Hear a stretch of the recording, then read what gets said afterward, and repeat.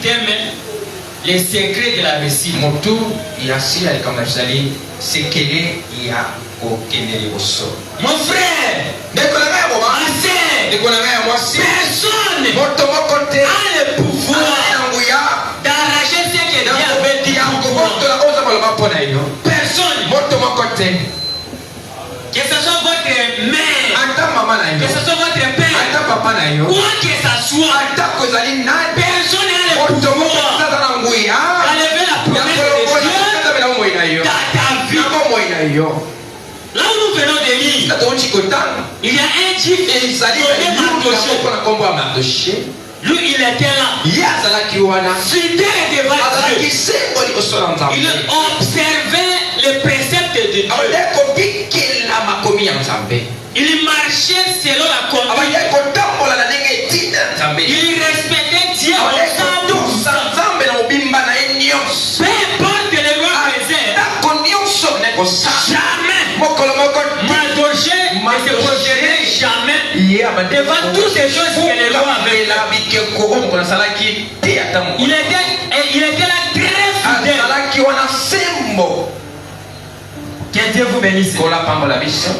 Si Dieu fait quelque chose dans ta vie, il ne regardera personne. Il doit d'abord te laisser souffrir, tâter, menacer même, déshonorer dans les yeux du monde. Mais quand la chose viendra pour maintenant être en action, les mêmes gens qui avaient été déshonorés, ces mêmes gens-là commenceront à changer maintenant de façon à parler. Mardoché était là. Chaque jour de la porte de Dieu,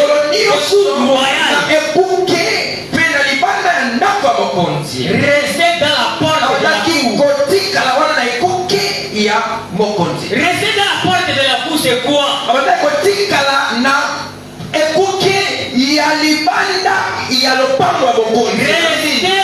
dans la promesse que Dieu te donne. Restez là. Gardez cela. Gardez cela. Mardoché il était là. Il savait qu'il y a un Dieu qui bénit. Il y a un Dieu qui délivre. Il y a un Dieu qui change les choses. Même les choses ne marchent pas. Même si on les tourmente. Même si on les considère pas.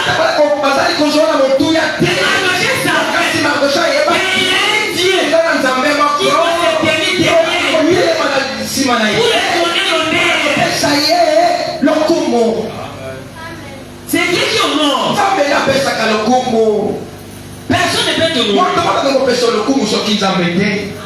Même le président va te dire que moi je vais te faire ministre. Mais demain, il doit changer la langage. Il doit te promettre même l'argent, même le boulot. Mais demain, il changera la langage. Mais il est Dieu. Quand il parle, lui ne change pas. Il reste fidèle à sa parole. Il reste fidèle à sa promesse. S'il dit quelque chose, il doit accomplir cela. Dans la lignée de Dieu, Dieu savait qu'un jour, Esther sera honorée. Elle entrera dans la maison royale. Elle doit devenir reine. Parce que Dieu sait toutes les choses. Aucune chose ne peut passer sans que Dieu puisse connaître ça. Dieu connaît avant, présent et passé. Toutes les choses qui passent dans la vie de l'homme, Dieu connaît ça. Peut-être que la souffrance que tu as Il y a un Dieu quelque part qui est en train de t'observer. Il t'observe. Est-ce que ma fille doit être fidèle à moi? Est-ce qu'elle doit rester à ma parole? Est-ce qu'elle doit t'aimer? Si moi je l'ai béni, elle ne doit pas quitter. Parce qu'il y a beaucoup de gens qui viennent pour chercher la perfection. Une fois béni, il quitte. Lui, il n'était pas venu pour la bénédiction. Lui, il était venu pour la bénédiction. La bénédiction charnelle. Que Dieu bénisse. Que Dieu bénisse. Peut-être que toi, tu es venu aussi pour la bénédiction. Si tu es venu pour la bénédiction, tu auras. Et tu dois partir en affaire. Mais ce soir, il y a un Dieu. Si tu n'as pas besoin du ciel, tu peux même passer par ici devant. Moi, je dois mettre mon Dieu en action pour qu'il puisse te bénir. Mais toi, tu partiras en affaire. C'est ça le problème. Si toi, qui était réservé pour la faire, tu partiras en affaire. N'importe les choses que tu dois faire. Parce que nous avons seulement des choses. Le ciel, l'affaire, la vie, la mort, la bénédiction, la malédiction. C'est ça le problème. Alors dans l'église, toi tu es venu toi tu es venu pour aller au ciel. Toi tu es venu pour la mort. Je ne sais pas. Parce que comme nous sommes ici, comme un frère Béroné avait dit, il y a 3 sortes de croyants dans l'église. 3 sortes. Ces 3 sortes de croyants, jamais il ne quittera l'église. Il sera là. Parce que si ces 3 sortes de croyants n'existent pas, la gloire de Dieu ne peut pas me manifester. Il faut que les croyants proprement dits soient là. Les soi-disant croyants. Il pousse aussi là. Et les crédits là aussi. Moi j'aimerais, je dois aimer même les crédits par rapport aux soi-disant croyants. Parce que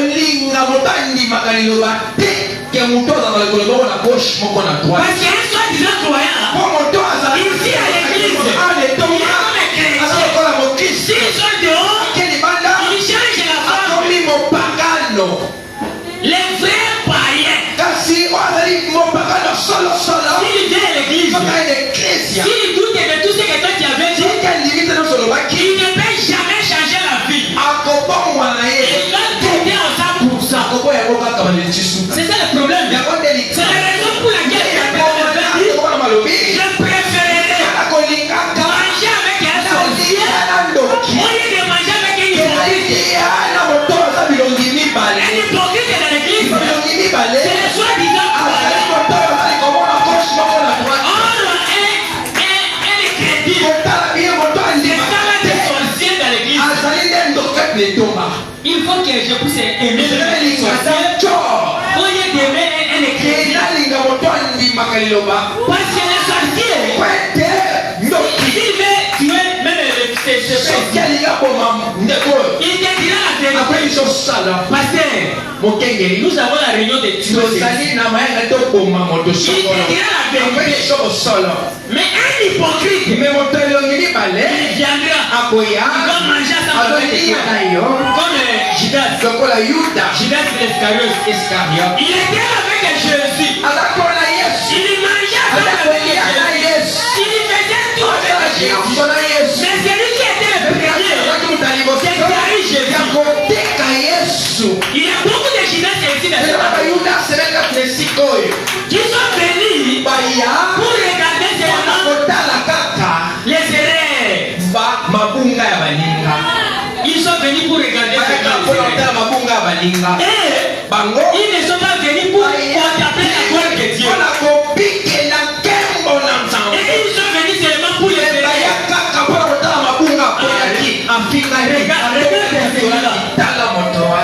Il se voit qui? Il se voit qui? D'ailleurs, il ne mérite pas. Il ne parle même pas bien. Il ne connaît même pas parler. Est-ce que nous sommes venus ici pour parler le français? Nous sommes les immigrés. Nous parlons le français. Si là je donne un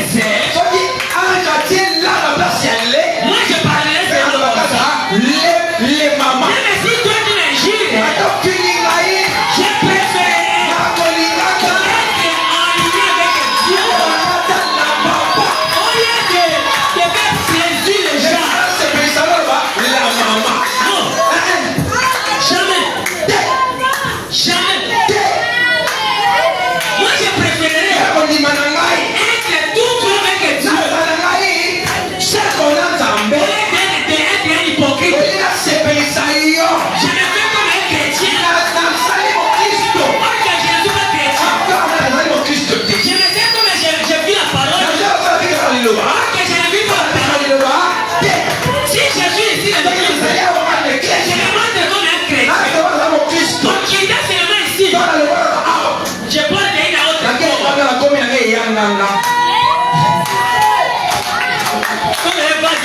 Comme un vase alimenté.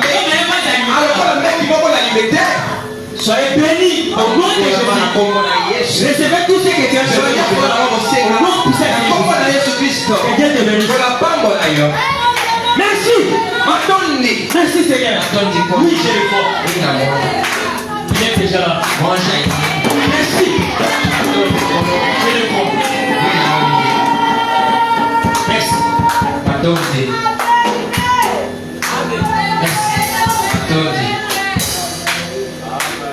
Merci Seigneur. Toi, merci. Toi, oui. Qu'est-ce que je vois? Devant toi, je vois 5 escaliers. Tu as monté dans le premier escalier, deuxième, troisième, et tu commences à reculer. Et je vois une fleur blanche dans ta main. Mais cette fleur-là est en train de chercher. Chercher. Sécher ou se chercher. Le Saint-Esprit me dit, toi, tu ne pouvais pas être à cet état-là. C'est le combat de votre famille. Je vois ça à côté de votre père. Ça a commencé depuis longtemps.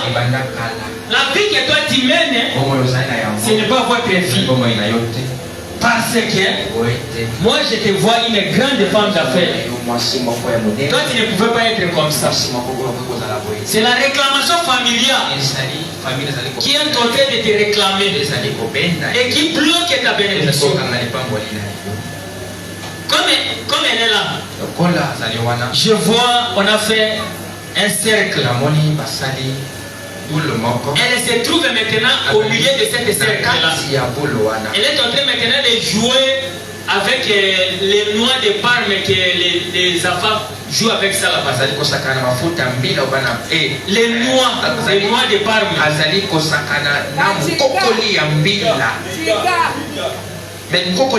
Comme les petits enfants jouent.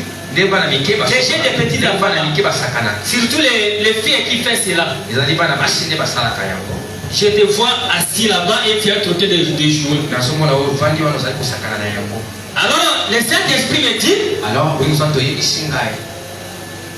dans ta famille, on t'avait fait que tu puisses rouler sur les masses. Tu ne pouvais pas y aller en avant. C'est la raison pour laquelle tu as monté dans le premier escalier, deuxième, troisième et tu es limité. Parce que dans le cinquième escalier, escalier. Je vois une cheval blanche. Qu'est-ce que cela signifie? C'est la couronne que Dieu voulait te couronner depuis longtemps. Mais le blocage familial et la réclamation est en train de te réclamer. Parce que je vois aussi dans ton pied droit une corde qui est là. Chaque fois si tu veux avancer dans ta vie, si on tire cela, tu retournes toujours en arrière. C'est l'esprit de la réclamation familiale. Merci Seigneur. Je vois aussi des pigeons. Ces pigeons-là sont liés. Sont liés. Ils ne se déplacent pas. Je vois une marmite. Une grande marmite. À l'intérieur de cette marmite, je vois des choses noires à l'intérieur. C'est les plats des poules.